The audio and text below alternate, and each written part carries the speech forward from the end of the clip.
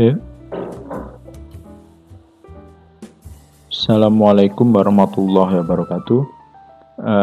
Selamat berjumpa kembali teman-teman di mata kuliah evaluasi sumber daya alam, di mana di pertemuan kali ini kita sudah menginjak pada minggu ke-8, di mana kita bertemu lagi setelah teman-teman UTS. Di pertemuan kali ini mulai minggu ke-8 sampai nanti terakhir di pertemuan kita sebelum UAS kita akan berganti ya, karena di bahasan kita sebelum UTS kita banyak membahas tentang sumber daya lahan dan juga konsep evaluasi sumber daya lahan, termasuk teman-teman sudah melakukan kajian evaluasi sumber daya lahan di suatu wilayah. Dan di pertemuan setelah UTS ini sampai nanti insya Allah di akhir semester kita akan membahas tentang evaluasi sumber daya air mulai dari konsep sampai ke penerapan, dan nanti insya Allah teman-teman juga akan melakukan hal yang sama seperti di sumber daya lahan, yaitu melakukan kajian tentang evaluasi sumber daya air. Nah, di pertemuan minggu ke-8 ini kita akan mulai membahas tentang konsep dasarnya dulu.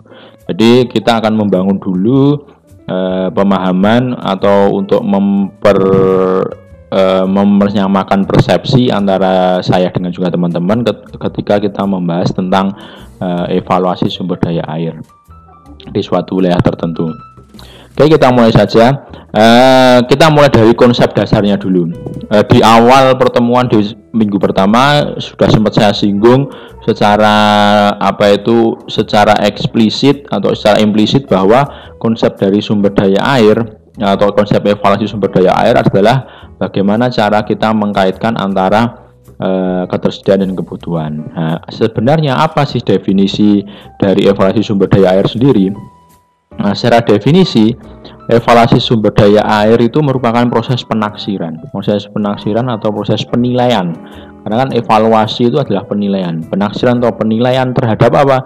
Terhadap potensi ketersediaan air di suatu wilayah tertentu untuk berbagai peruntukan bagi kebutuhan manusia dan makhluk hidup di wilayah tersebut. Jadi intinya dari evaluasi sumber daya air adalah kita menaksir atau menilai kira-kira dengan adanya ketersediaan air di suatu wilayah yang banyak sekali, itu kira-kira apakah bisa untuk mencukupi kebutuhan manusia dan juga makhluk hidup untuk berbagai keperuntukannya. Baik itu untuk nanti peruntukan untuk dirinya sendiri, untuk makan minum, untuk tumbuh, untuk berkembang, bahkan sampai ke aktivitas manusia yang seperti peternakan, pertanian, industri dan seterusnya, yang membutuhkan segala yang membutuhkan air. Nah, itu dievaluasi. Kira-kira apakah mencukupi atau tidak ini ketersediaan air yang ada di suatu wilayah untuk memenuhi kebutuhan manusia dan juga makhluk hidup yang tinggal di wilayah tersebut. Intinya konsep evaluasi sumber daya air itu. Sehingga ketika kita mengkaitkan konsep evaluasi sumber daya air ini, jika ingin dikaitkan itu sebenarnya sama halnya dengan yang sumber daya lahan. Evaluasi sumber daya air itu adalah merupakan konsep penilaian dua hal, yaitu penilaian tentang daya dukung air dan juga daya tampung air. Nah, bagaimana kemampuan air itu bisa mendukung dan bagaimana air sumber daya itu bisa menampung, itu yang akan dikaji di dalam kajian evaluasi sumber daya air. Sehingga sebenarnya secara mudahnya konsep evaluasi sumber daya air ini sebenarnya mungkin sudah dipelajari di mata kuliah sebelumnya. Sehingga bedanya apa dengan yang ada di sini di evaluasi sumber daya alam? Bedanya ketika teman-teman sudah mulai masuk di evaluasi sumber daya alam, kita akan gunakan semua materi-materi yang pernah teman-teman dapat di perkuliahan sebelumnya tentang hidrologi. Kita coba kaji dari dua hal, kita bandingkan dua hal tersebut sehingga menghasilkan suatu kajian baru tentang evaluasi sumber daya air. Nah, mungkin nanti kalau teman-teman dulu mungkin belajar tentang hidrologi, mungkin di mata kuliah estimasi dan prediksi sumber daya air, mungkin sudah diajarkan dengan cara menghitung kebutuhan, diajarkan cara mengetahui ketersediaan. Nah, bedanya mungkin kalau di estimasi prediksi belum dibahas sampai ke arah kira-kira ini bisa nggak mendukung untuk kehidupannya manusia, belum membandingkan antara ketersediaan dan kebutuhan. Nah, di evaluasi ini kita akan bahas atau bandingkan itu. Ketika dibandingkan hasilnya mendukung, Terus langkah apa yang perlu kita lakukan? Ketika tidak mendukung, langkah apa yang harus kita lakukan? Nah, itulah yang akan kita lakukan di mata kuliah evaluasi sumber daya alam pada bagian evaluasi sumber daya air. Nah, kemudian ini sedikit mengulang tentang konsep daya dukung dan daya tampung untuk mengingatkan saja. Jadi secara umum definisi daya dukung, saya mau daya dukung dulu adalah kemampuan dari suatu sistem untuk mendukung suatu aktivitas tertentu sampai pada level tertentu. Atau kemampuan suatu lingkungan untuk mendukung kehidupan manusia, makhluk hidup lain, dan juga keseimbangan antara keduanya. Jadi prinsipnya daya dukung adalah kemampuan dari suatu sistem untuk mendukung suatu kegiatan atau aktivitas yang ada di dalam sistem tersebut. Kemarin ketika kita belajar tentang lahan, daya dukung lahan berarti kemampuan dari suatu lahan untuk mendukung kegiatan atau aktivitas makhluk hidup dan juga manusia yang berada di atasnya. Sehingga ketika kita tarik ke konsep daya dukung air atau daya dukung sumber daya air, itu adalah berarti apa?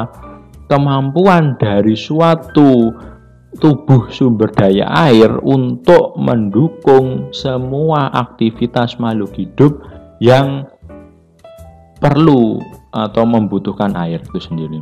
Semua aktivitas, baik itu makan, baik itu minum, baik itu untuk tumbuh, untuk berkembang, untuk kegiatan pertanian, untuk peternakan, untuk industri, untuk mungkin untuk bersih-bersih, untuk cuci, untuk cebok dan seterusnya. Itu semua harus dihitung ketika kita ingin menghitung daya dukung air. Nah, memang ketika nanti kita belajar tentang daya dukung air, memang ini agak lebih rumit dibandingkan yang lahan. Kenapa lebih rumit? Karena hitungannya lebih banyak. Kalau lahan kemarin, kita mengestimasi kebutuhan itu hanya berdasarkan dari jumlah penduduk dan mungkin kebutuhan beras atau kebutuhan makan penduduk per kapita berapa, atau mungkin kebutuhan kebutuhan untuk lahan permukiman itu berapa, kan hanya sebatas itu. Tapi ketika kita belajar tentang air, kita harus memperhatikan tentang aspek semua kebutuhan yang ada di situ. Dan nanti secara lebih jauh lagi saya akan jelaskan bahwa setiap kebutuhan itu memiliki standar kualitas yang berbeda-beda. Nah, nanti kita akan jelaskan ke belakang. Tapi secara prinsip, daya dukung air adalah kemampuan dari suatu sumber daya air untuk mendukung kehidupan atau aktivitas makhluk hidup yang membutuhkan air, gitu kan. Nah, kemudian kalau daya tampung apa? Nah, secara definisi atau konsep umum, daya tampung itu kemampuan suatu lingkungan untuk menyerap zat, energi atau komponen lain yang masuk atau dimasukkan di dalamnya. Nah, sehingga ketika daya tampung air berarti apa? Kemampuan suatu tubuh sumber daya air untuk bisa menyerap dan juga menetralkan kembali berbagai macam zat, energi atau komponen lain yang masuk ke dalam tubuh badan tersebut.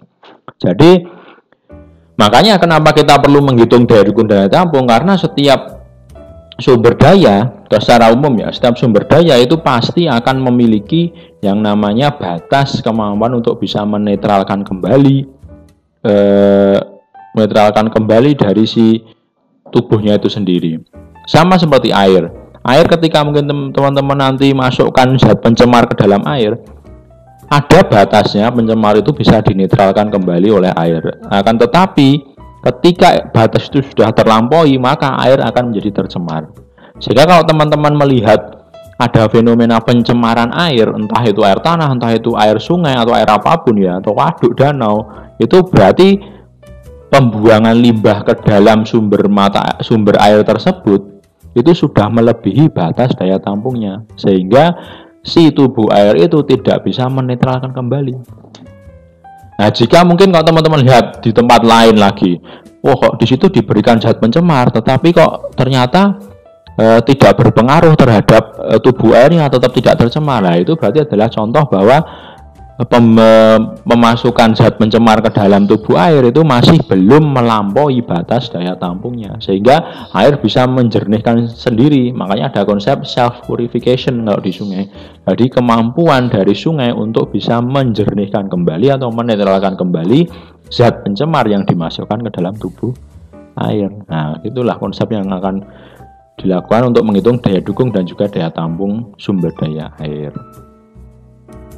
Nah, sehingga dapat disimpulkan bahwa sebenarnya konsep evaluasi sumber daya air itu adalah yang kaitannya dengan wilayah ya, konsep sumber daya air yang katanya berupa kewilayahan, karena kita bermainnya di wilayah kewilayahan, maka sebenarnya hanya membandingkan antara ketersediaan dan juga kebutuhan. Jadi ketersediaan air dibandingkan dengan kebutuhan air. Nah, terus bagaimana cara mengevaluasinya? Nah, ketika teman-teman nanti sudah membandingkan antara ketersediaan dengan kebutuhan air, hasilnya dikatakan baik, hasil evaluasi dikatakan baik jika apa? Jika ketersediaannya itu sama atau lebih dari kebutuhan airnya. Misalkan di suatu wilayah butuh air 1.000 liter per hari gitu guys, di suatu wilayah tertentu. Ternyata setelah diinventarisasi ketersediaannya itu juga 1.000 liter di situ. Ketersediaan air untuk memenuhi kebutuhan penduduknya. Berarti dikatakan wilayah tersebut secara sumber daya air itu mencukupi atau dikatakan baik. Karena sama. Atau mungkin bisa juga kasus kebutuhan airnya 1.000 liter per hari. Ternyata ketersediaan airnya setelah diinventarisasi mulai dari mata air, sumur, hujan itu bisa mencapai 2.000 liter per hari. Nah, berarti dia mencukupi atau masuk dalam kategori baik. Nah, kebalikannya, kapan dikatakan buruk? Dikatakan buruk itu ketika ketersediaan air itu jauh lebih sedikit dibandingkan kebutuhan air. Sehingga dapat dikatakan kebutuhan air masyarakat atau warga itu tidak terpenuhi dengan adanya ketersediaan air. Contoh kasusnya, misalkan kebutuhan air tadi 1.000 liter per hari. Tetapi setelah diinventarisasi mata airnya, sungainya, hujannya, semua sumber daya air ternyata hanya 500 liter per hari. Berarti kan masih kurang 500 liter per hari, sehingga dapat dikatakan wilayah tersebut mengalami kekeringan. Wilayah tersebut mengalami defisit air atau kekurangan air. Nah, dan inilah yang dievaluasi dikatakan buruk. Nah, dari sini kemudian teman-teman bisa melakukan kajian selanjutnya. Ketika hasilnya buruk, berarti apa yang perlu dilakukan? Nah, misalkan kurang 500 liter per hari ya, terus bisa dicari dari mana 500 per hari. Bisa nanti mungkin menggunakan pasokan dari luar, atau mungkin memanfaatkan sumber daya air lain yang mungkin belum dihitung, dan seterusnya nanti bisa. Nah, terus jika dikatakan baik, bagaimana? Apakah perlu dilakukan kebijakan? Ya jelas perlu. Kenapa perlu? Karena ya perlu dikonservasi airnya. Jangan sampai nanti yang awalnya itu dievaluasi baik dari tahun ke tahun karena pemanfaatannya mungkin terus semakin banyak sehingga menjadi berkurang ketersediaannya. Bisa saja terjadi. Nah, makanya perlu di maintain sustainable-nya atau keberlanjutannya dari ketersediaan sumber daya airnya itu. Nah, makanya baik nanti hasilnya dikatakan baik atau buruk, perlu dilakukan tindakan yang kelanjutannya bagaimana. Nah, terus pertanyaannya, bagaimana mengetahui ketersediaan air? Nah, mengetahui ketersediaan air itu sangat mudah sekali ya. Teman-teman tinggal melakukan inventarisasi semua potensi keberadaan air di suatu wilayah itu. Jadi diinventaris. Kira-kira mana sih yang memiliki potensi airnya bisa dimanfaatkan? Airnya itu diinventaris semua. Bahkan sampai nanti dihitung potensi debitnya yang bisa diambil itu berapa. Nah, kemudian kalau kebutuhan air apa? Ya melakukan inventarisasi berbagai macam kebutuhan air atau peruntukan air di suatu wilayah. Dan di suatu wilayah ini mesti akan berbeda-beda peruntukan airnya. Di desa dan kota jelas akan berbeda. Di desa mungkin ada peternakan, ada pertanian, tetapi tidak mungkin industri sedikit. Nah, beda dengan di kota. Di kota pertanian peternakan jelas sedikit, hampir mungkin nggak ada. Mungkin industri yang banyak di sana, kan beda kebutuhan airnya. Sama-sama domestik juga berbeda. Kebutuhan air orang desa dengan kebutuhan air orang kota itu berbeda. Sebenarnya jumlah kebutuhan air untuk orang yang tinggal di desa dan orang kota sudah dibuat standarnya, standar bakunya. Tapi memang nanti kalau teman-teman pengen melakukan kajian tersendiri itu bisa juga, nanti coba dibandingkan. Tapi yang jelas pasti akan berbeda kebutuhan airnya antara di desa dan di kota. Itu guys, sehingga sebenarnya hal dalam melakukan evaluasi sumber daya air wilayah ini, kewilayahan itu adalah hal yang sangat mudah. Tinggal melakukan inventarisasi ketersediaan atau inventarisasi potensi keberadaan sumber daya air dibandingkan dengan inventarisasi berbagai macam peruntukan air di suatu wilayah, dibandingkan kira-kira mencukupi atau tidak. Konsep evaluasi itu hanya sebatas itu tentang sumber daya air wilayah. Nah, kemudian sekarang kita mulai kaji satu persatu. Nah, terus terkait dengan inventarisasi ketersediaan. Sekarang yang pertanyaan, bisa sumber dari manakah air itu sebenarnya? Nah, jika teman-teman lihat dari gambar ini, kita melakukan inventarisasi kira-kira apa saja sih air yang bisa dimanfaatkan oleh manusia atau masyarakat dan juga makhluk hidup. Nah, itu bisa dilihat dari siklus hidrologi. Teman-teman tinggal melihat storage air atau tampungan-tampungan air di atas permukaan bumi yang bisa dimanfaatkan. Nah, kira-kira apa saja?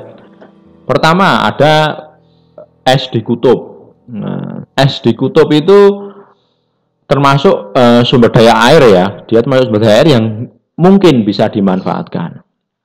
Apalagi kemudian ada kalau di siklus hidrologi kita mengenal ada yang namanya presipitasi atau curah hujan, air hujan.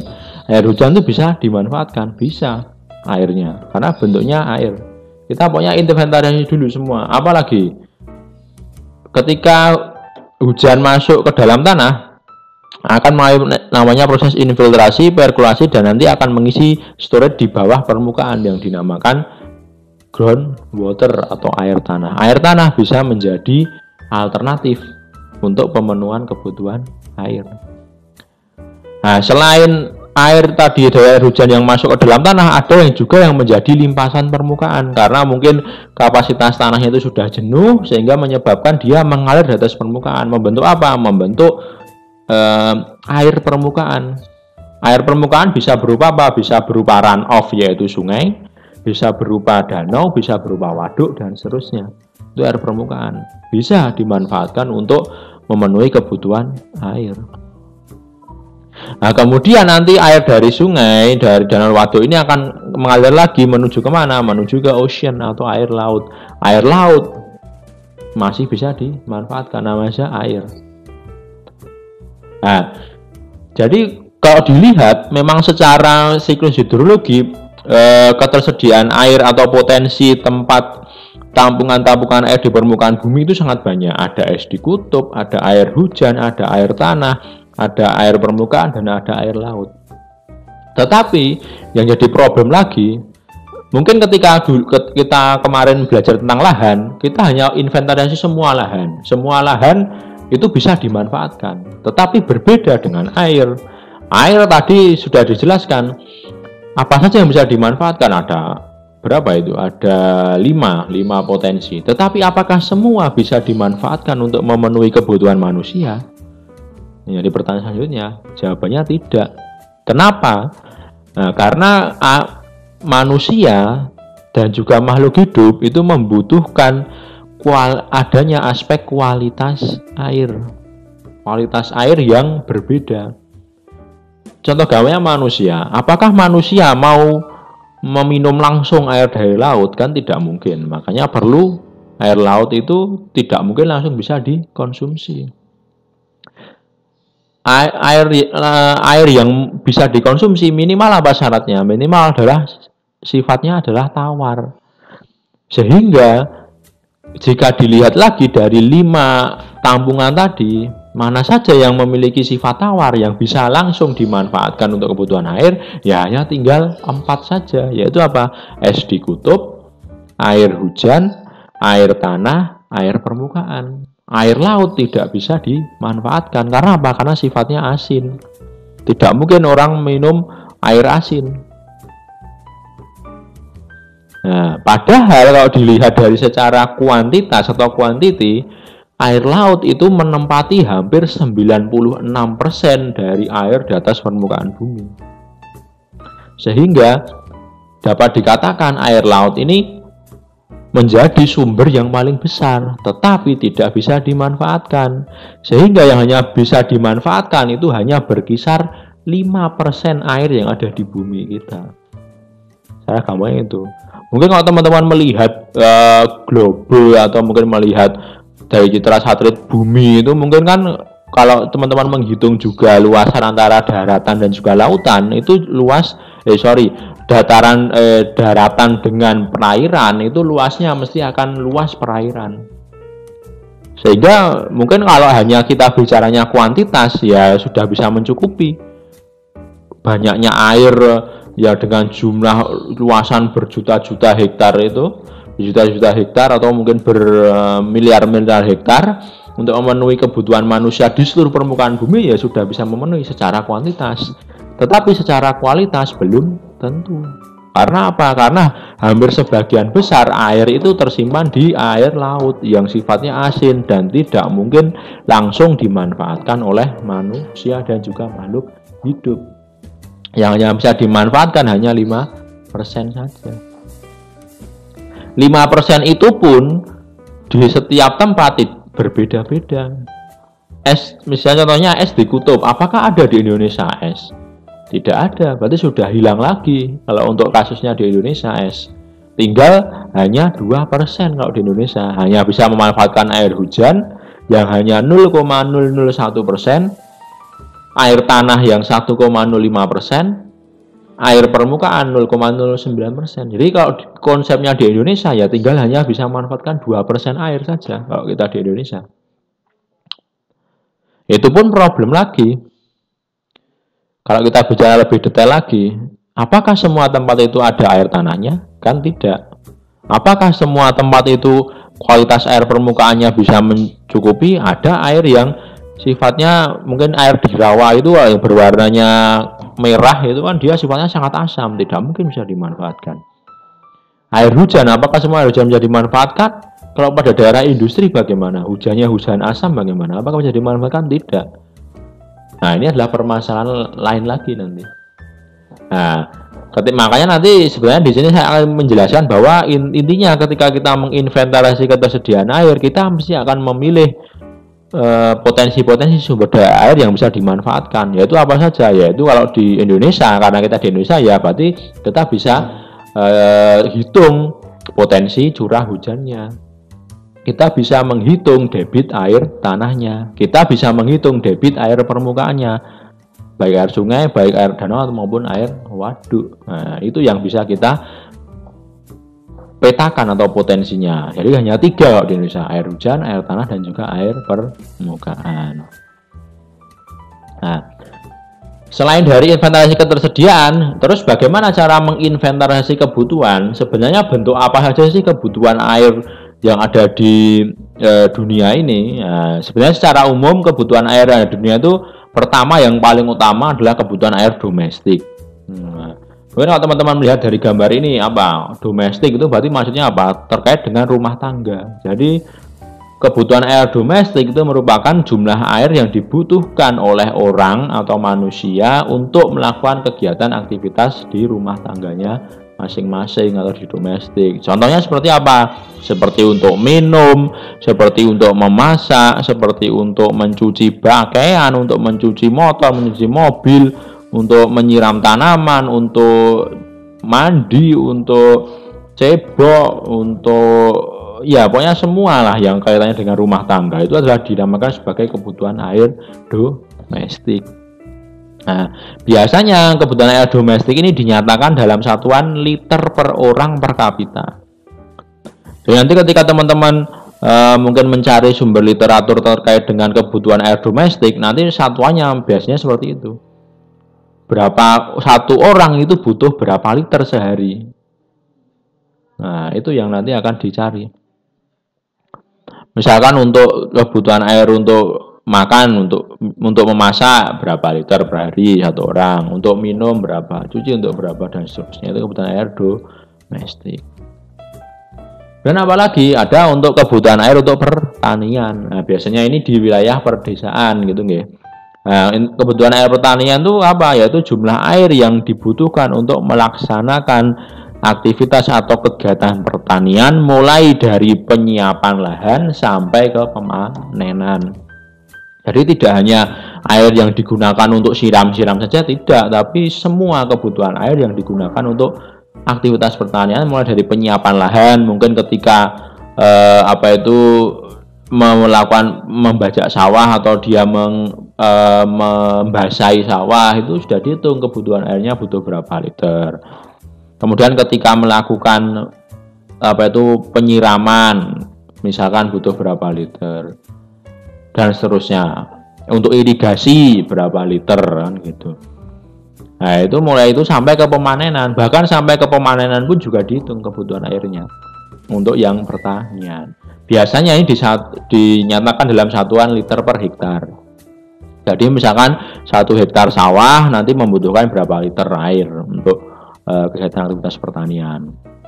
Nah, itu nanti bisa biasanya kalau untuk kebutuhan air pertanian ini memang belum ada standar bakunya ya, sehingga nanti biasanya dilakukan langsung inventarisasi data primer biasanya. Jadi dari di lapangan kira-kira nanti ditanyakan pada petani butuh berapa liter air untuk sekali panen, misalkan untuk 2 kali panen, 3 kali panen dan seterusnya.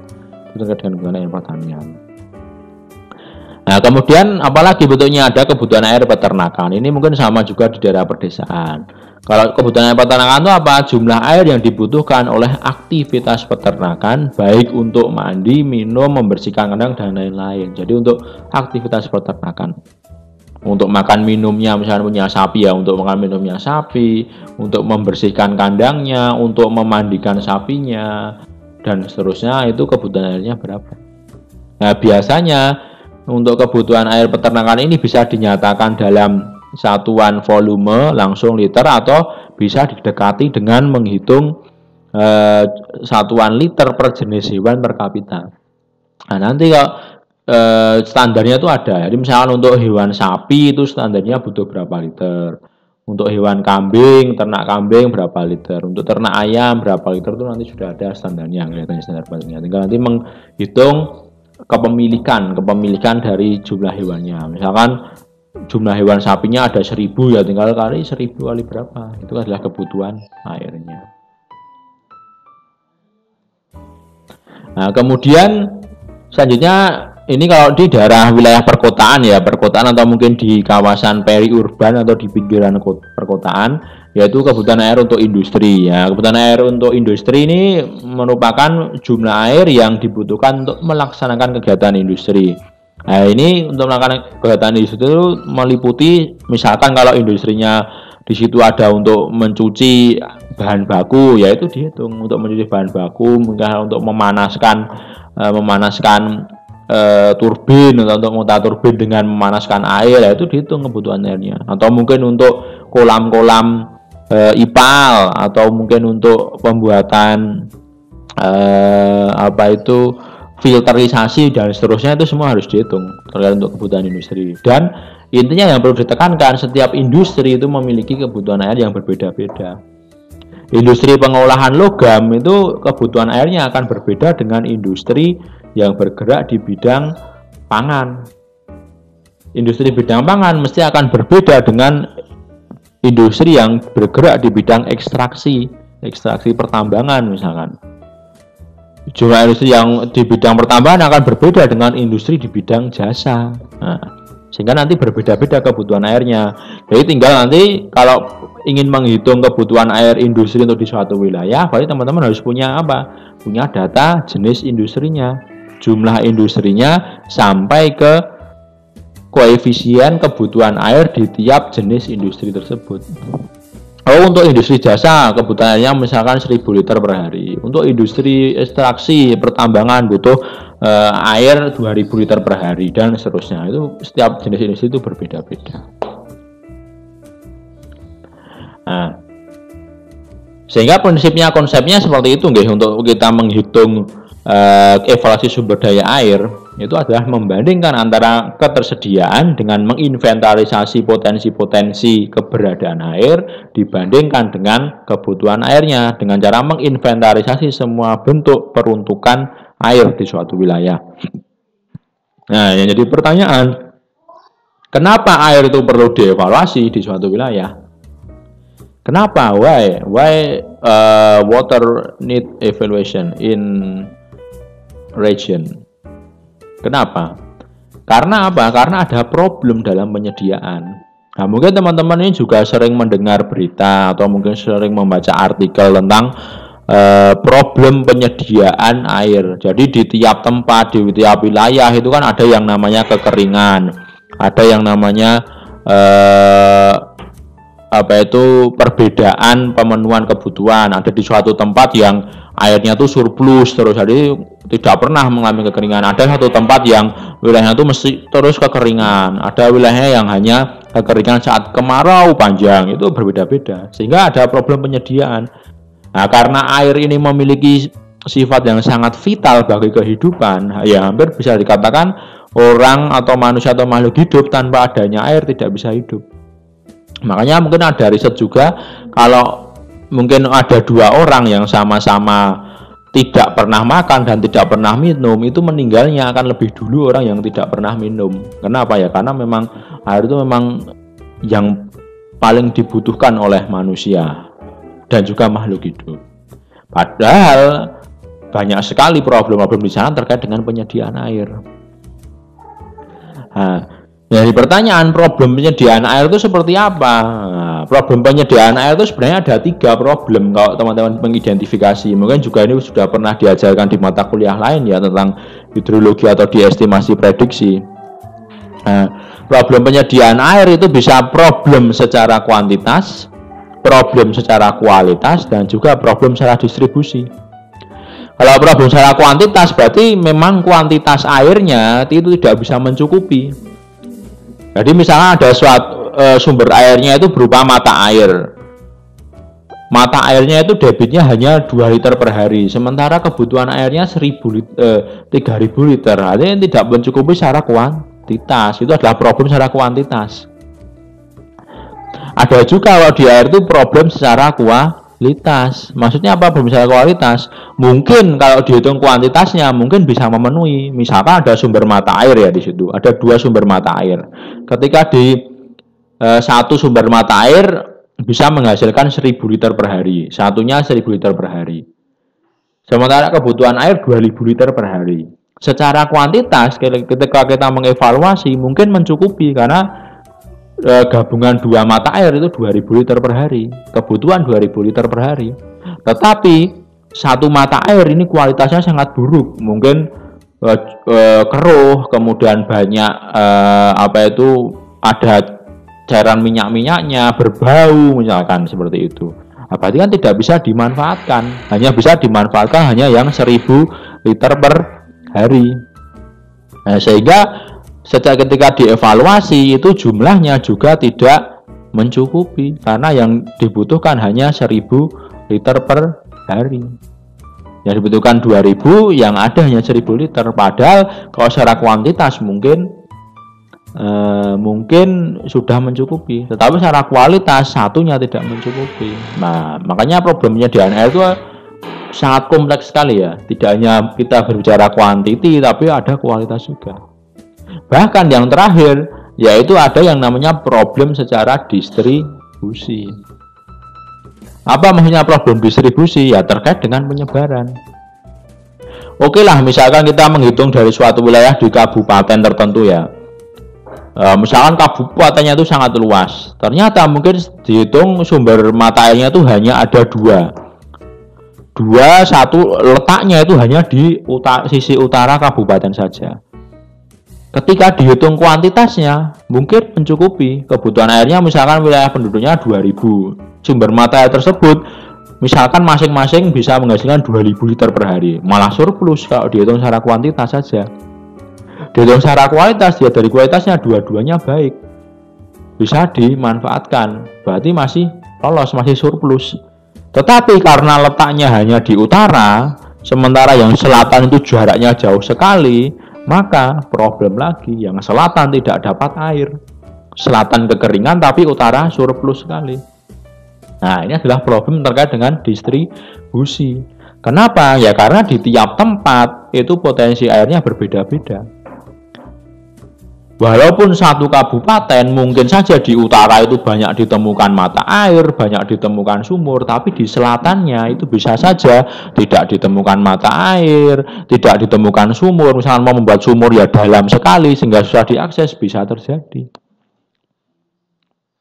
Nah, contoh gampangnya yang paling dekat ya seperti kalau teman-teman lihat di Wonogiri gitu ya, paling gampang gitu ya, dekat dari Solo. Kalau teman-teman jangan di Wonogiri, kalau teman-teman di kota Wonogiri, kemudian di Wonogiri yang bagian utara yang berbatasan dengan Sukoharjo, itu kira-kira airnya itu cenderung melimpah atau tidak? Melimpah di sana airnya. Bahkan mungkin ketika kekeringan ya tidak mengalami kekeringan. Ya ada lah gitu, maksudnya tetap ada airnya walaupun tidak surplusnya tidak banyak. Mencukupi kebutuhannya. Tetapi coba bandingkan di Wonogiri bagian selatan yang wilayahnya itu semua perbukitan, bahkan ada sebagian yang berupa perbukitan kars. Nah, kira-kira bagaimana kondisinya di sana? Pasti mengalami kekeringan terutama ketika musim kemarau. Akan susah mencari sumber daya air. Nah, itu adalah contoh dari problem distribusi. Antara utara dan selatan berbeda, mungkin barat timur berbeda lagi. Karena apa? Karena keterdapatan sumber daya air itu tidak merata di setiap tempat, berbeda-beda. Makanya ada yang namanya problem distribusi. Nah, oleh karena itu kita akan bahas satu persatu. Bagaimana cara kita mengetahui atau kita membahas tentang evaluasi problem secara kuantitas? Nah, memang kalau untuk yang kuantitas ini adalah hal yang paling dasar atau paling mudah. Karena apa ya? Karena kita hanya membandingkan ketersediaan air dengan kebutuhan air. Kita hanya membandingkan potensi debit sumber daya airnya berapa, misalkan dari 5 sumber daya air yang ada ditambahkan semua potensi debitnya ketemu berapa dibandingkan dengan kebutuhan airnya. Kira-kira mencukupi atau tidak? Itu hanya secara kuantitas, kita tidak memperhatikan lokasi, tidak memperhatikan kualitas. Kita hanya menghitung dulu debitnya pokoknya. Jadi ada 5 sumber mata air, hitung aja debitnya semua. Nah, itu berapa dibandingkan dengan kebutuhannya. Nah, itu untuk mengevaluasi problem secara kuantitas bisa melakukan kajian itu. Oh, ini kira-kira mencukupi, oh ini tidak secara kuantitas. Tetapi air tidak hanya kuantitas, perlu ada kajian tentang kualitas. Walaupun mungkin kuantitasnya mencukupi, dilihat kualitasnya. Kira-kira dari berbagai macam potensi sumber daya air itu, apakah secara kualitas itu dia memenuhi kebutuhan airnya? Nah, itu caranya bagaimana ya? Caranya teman-teman harus melakukan kajian kualitas di tiap sumber daya air. Dilakukan pengukuran kualitas sumber daya air dibandingkan dengan baku mutu airnya. Karena air itu ada baku mutunya. Ada baku mutu air untuk air minum yang bisa langsung diminum. Ada untuk yang kelas 2 itu untuk baku air minum. Jadi bisa dimanfaatkan untuk air minum tapi perlu diolah dulu dengan cara yang sederhana. Misalkan dengan direbus atau mungkin diberi filter dan seterusnya. Itu ada yang kelas 2. Kelas 3 bisa untuk peternakan pertanian. Kelas 4 untuk industri kan seperti itu, ada baku mutunya. Cocokkan dengan baku mutunya. Kira-kira sumber mata air satu bisa cocok kemana? Apakah untuk air minum, apakah untuk peternakan, pertanian, atau untuk industri? Jangan sampai nanti seharusnya ketika dicocokkan dia baku mutunya untuk industri, tetapi digunakan untuk air minum, ya mesti akan menghasilkan penyakit atau bisa merusak kesehatan atau menurunkan tingkat kesehatan manusia yang meminumnya atau mengkonsumsinya. Dan juga jangan kebalikannya, jangan sampai air yang kelasnya kelas 1 yang bisa dimanfaatkan untuk air minum hanya dimanfaatkan untuk peternakan atau pertanian atau bahkan untuk industri. Ya jangan sampai. Nah, itulah fungsinya untuk yang evaluasi kualitas. Nah, terus kemudian kalau selain dari kualitas, hal yang terakhir yang perlu diperhatikan ketika kita melakukan kajian evaluasi distribusi yaitu adalah problem air terkait dengan distribusi atau penyebaran. Nah, bagaimana cara kita melakukan kajian tentang problem secara distribusi? Ya kita harus tahu apa? Kita harus tahu lokasi sumber daya airnya, kita harus tahu kuantitasnya, kita harus tahu kualitasnya. Jadi untuk kajian tentang distribusi sebenarnya ini gabungan dari problem-problem sebelumnya. Jadi kita harus tahu kualitasnya, harus tahu kuantitasnya, dan kita harus tahu lokasinya. Oh, lokasinya ternyata hanya di bagian utara. Terus bagaimana cara kita memenuhi kebutuhan air yang di bagian selatan? Ya, apakah nanti harus ada truk-truk yang mengangkut air dari utara ke selatan? Bisa dimanfaatkan. Atau mungkin nanti kalau memungkinkan misalkan menarik air dari utara menuju ke selatan. Di wilayah yang utara ke menuju ke selatan. Bisa saja seperti itu. Nah, hal tersebut memungkinkan dilakukan. Atau misalkan di selatan membuat bendungan atau dam yang airnya dialirkan dari utara, bisa saja seperti itu. Ini yang terkait dengan problem distribusi ya. Makanya yang penting di distribusi itu adalah selain kuantitas dan kualitas harus ada yang namanya spasialnya, harus ada lokasi sumber daya airnya itu di mana letaknya, sehingga bisa untuk kajian selanjutnya. Nah, sehingga dapat disimpulkan bahwa sebenarnya kajian evaluasi sumber daya air ini adalah merupakan suatu kajian yang sangat kompleks atau kompleksitasnya itu sangat tinggi. Berbeda dengan yang evaluasi yang kajian sumber daya lahan. Kalau lahan hanya kita membandingkan, oh lahan ini yang ada sekarang semua bisa dimanfaatkan. Paling hanya berbeda pemanfaatannya saja. Oh ini bisa dimanfaatkan untuk pertanian, ini untuk permukiman, tapi semua bisa dimanfaatkan. Tetapi kalau evaluasi sumber daya air, tidak semua sumber daya air itu bisa kita manfaatkan. Kita harus melakukan yang paling awal memang evaluasi kuantitas dulu. Secara kuantitas apakah mencukupi atau tidak. Setelah tahu evaluasi kuantitas, baru masuk ke evaluasi kualitas. Kira-kira pada wilayah-wilayah sumber daya air, kualitasnya bagaimana? Apakah cocok tidak untuk kebutuhan yang ada di situ? Dan terakhir yaitu evaluasi tentang distribusi. Setelah tahu kuantitas kualitasnya, apakah distribusi letak keberadaan sumber daya air itu merata di semua tempat di wilayah? Nah, itu juga perlu dievaluasi. Sehingga secara kesimpulannya evaluasi kuantitas itu sebenarnya dapat dilakukan dengan melakukan perhitungan yang namanya neraca air, yaitu membandingkan kebutuhan dan ketersediaan.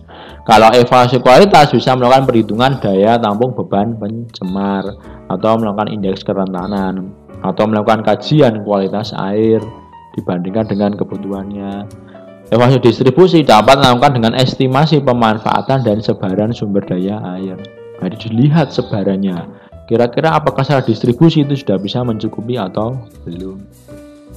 Nah itulah kira-kira apa yang kita bahas di pertemuan tentang sumber daya air. Jadi secara konsep yang nanti akan kita lakukan bersama setelah ini, yaitu kita urutannya berarti nanti menghitung ketersediaan, menghitung kebutuhan air, kemudian melakukan evaluasi evaluasi sumber daya air secara umum, secara utuh. Seperti itu. Nah, kira-kira itu saja yang bisa saya sampaikan di minggu ke-8 ini tentang konsep dasar dan juga cara berpikir kita untuk melakukan kajian evaluasi sumber daya air di suatu wilayah tertentu. Sehingga sebenarnya ini adalah hal yang sangat mudah karena mungkin teman-teman sudah pernah mendapatkan di mata kuliah sebelumnya, tinggal hanya mempraktekkan saja, mempraktekkan bagaimana cara melakukan identifikasi potensi ketersediaan air, melakukan identifikasi potensi kebutuhan air, kemudian tinggal dibandingkan dan dievaluasi seperti itu. Oke, kira-kira itu saja yang bisa saya sampaikan. Jika nanti masih ada pertanyaan, harap nanti bisa bertanya melalui forum psikologi yang nanti insya Allah saya buatkan tempatnya. Saya tutup pertemuan pada minggu ke-8 kali ini. Ada kurang dan lebihnya saya mohon maaf. Wassalamualaikum warahmatullahi wabarakatuh.